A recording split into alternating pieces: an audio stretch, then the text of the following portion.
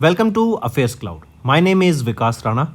We are one-stop solution for current affairs. You can find Crack Current Affairs course on our application exclusively for current affairs, where you will get daily, weekly, monthly content on regular basis. Use the code Vikas10 and get 10% additional discount while purchasing the course. Also, students, follow us on Telegram and Instagram. The link for the same are mentioned in our description. This video has both English and Hindi. The first part is English and second part is Hindi. Timestamps are mentioned in the description below.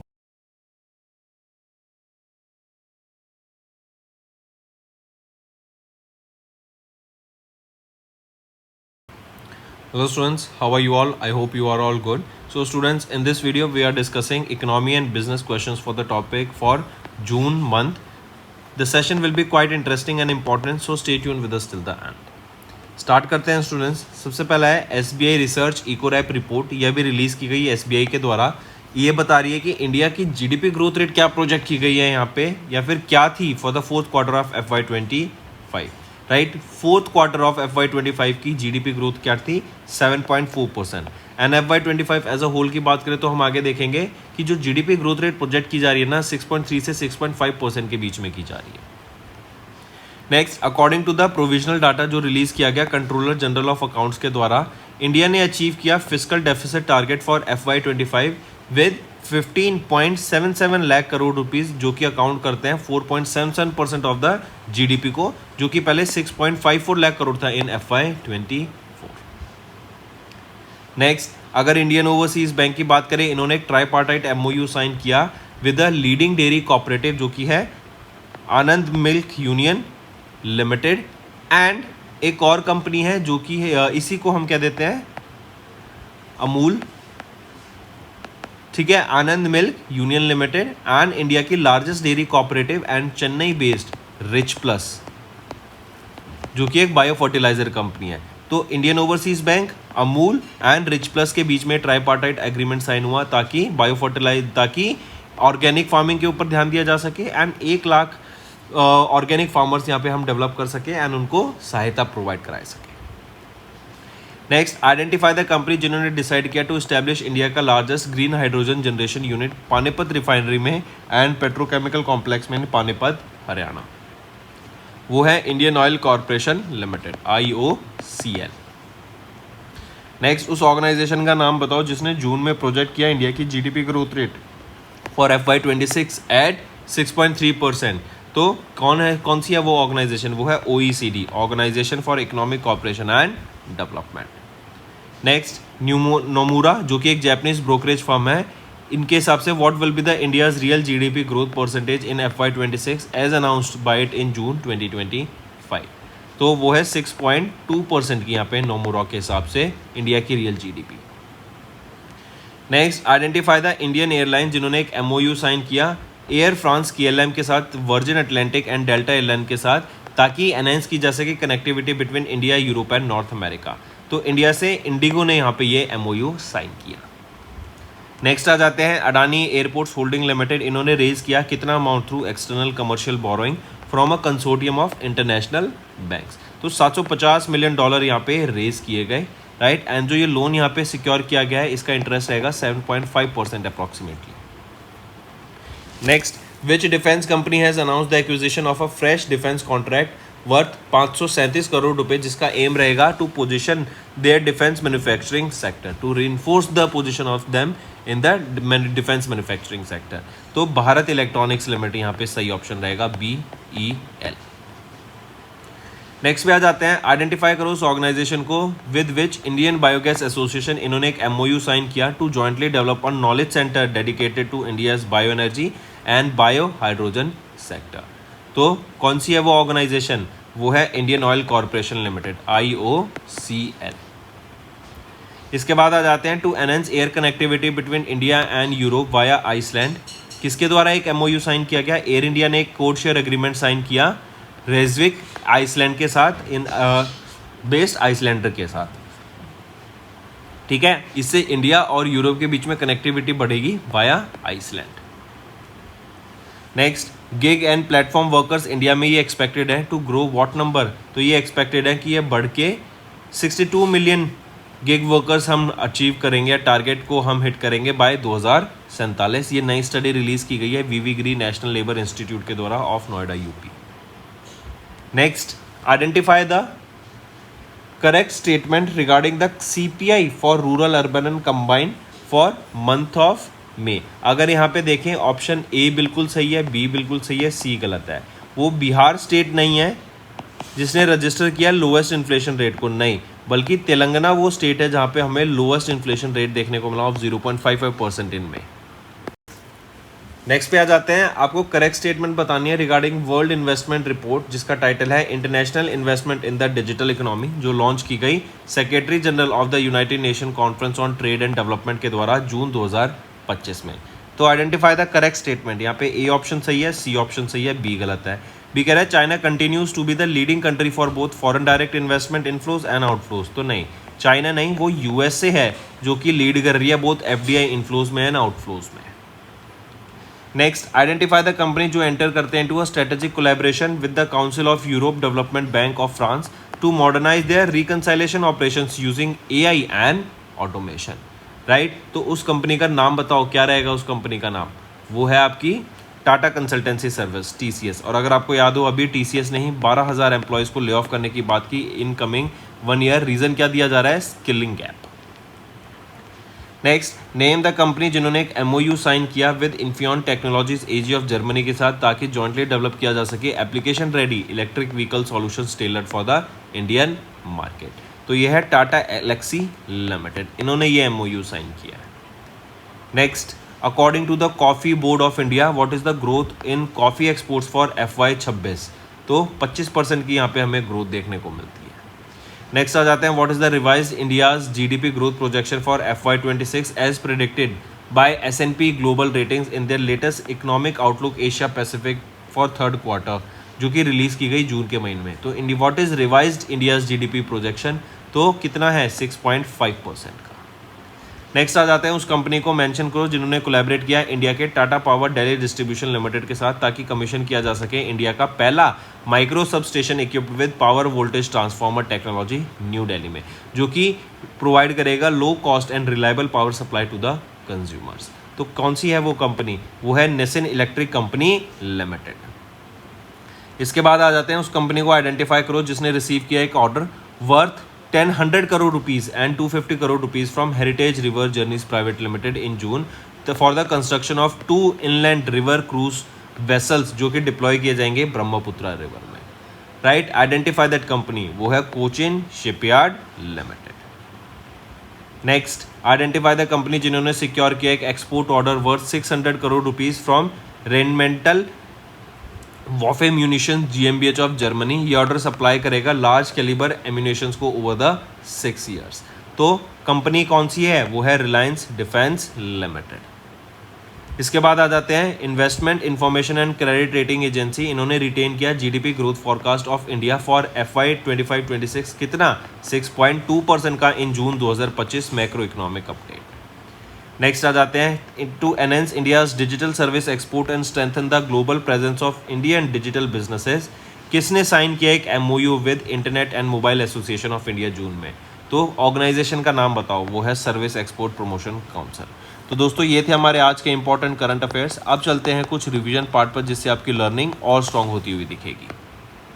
Identify the organisation जिन्होंने launch किया climate risk information system को मई के महीने में ताकि climate related data gaps को and sustainable finance को promote किया जा सके। तो आइडेंटिफाई दैट ऑर्गेनाइजेशन, वो है reserve bank of India.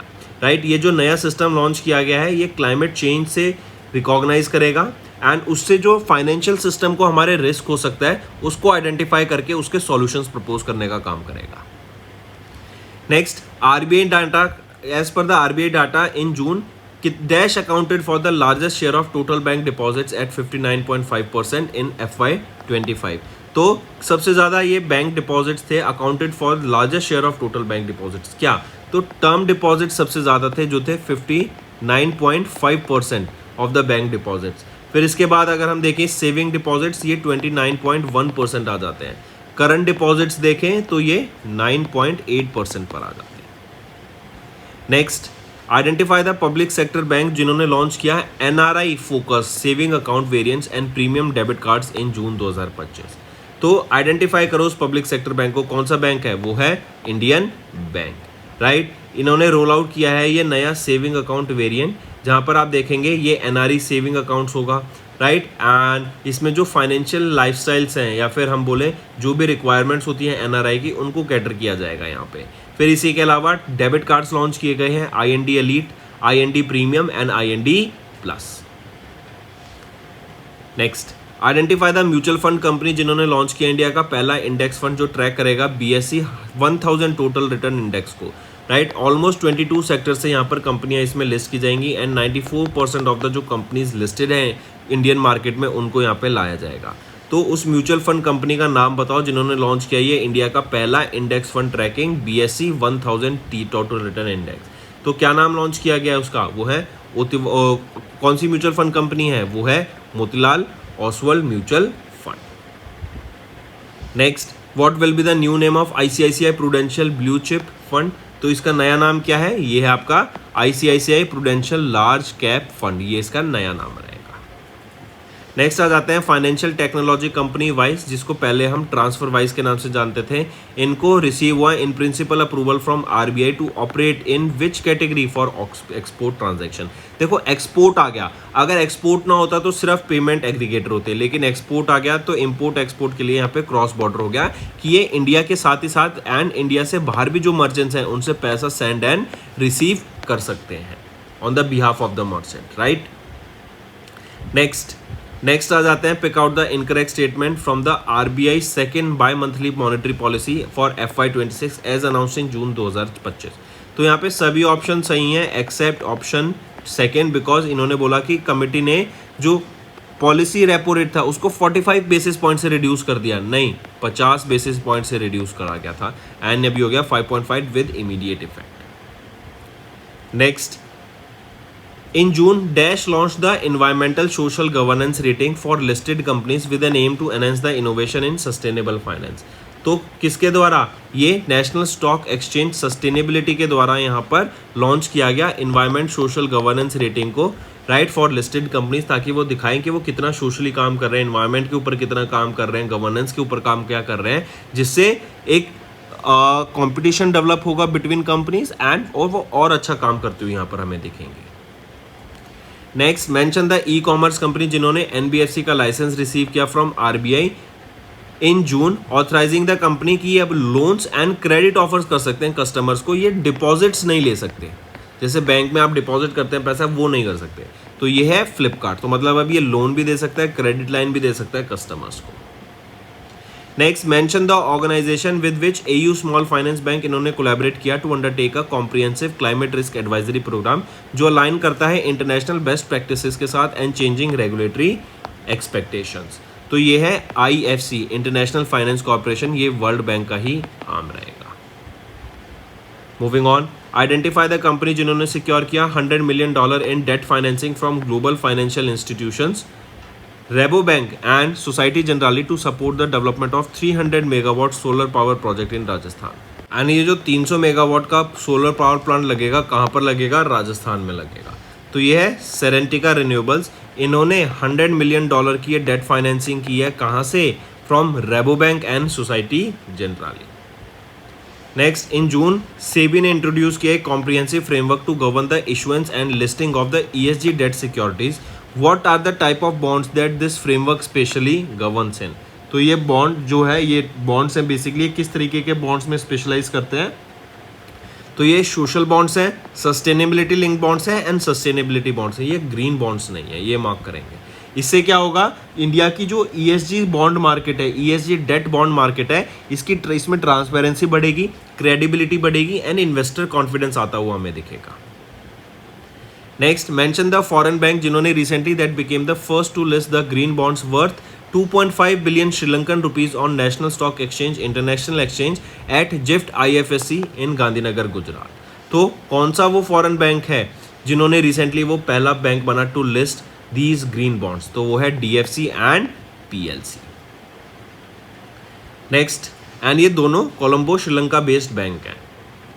Next, किस म्यूचुअल फंड कंपनी ने लॉन्च किया इंडिया का पहला exchange traded fund tracking Nifty India internet index, जिसका एम रहेगा कि इन्वेस्ट करें in internet first businesses across sectors जैसे e commerce, fintech and digital payments. तो ये है Groww mutual fund, right. And grow हम जानते हैं एक प्लेटफॉर्म है, इनकी एप्लीकेशन है एंड प्लेटफॉर्म ऑनलाइन वेबसाइट भी यूज़ कर सकते हैं जहाँ पर आप इन्वेस्ट कर सकते हैं पैसा in stocks and mutual funds.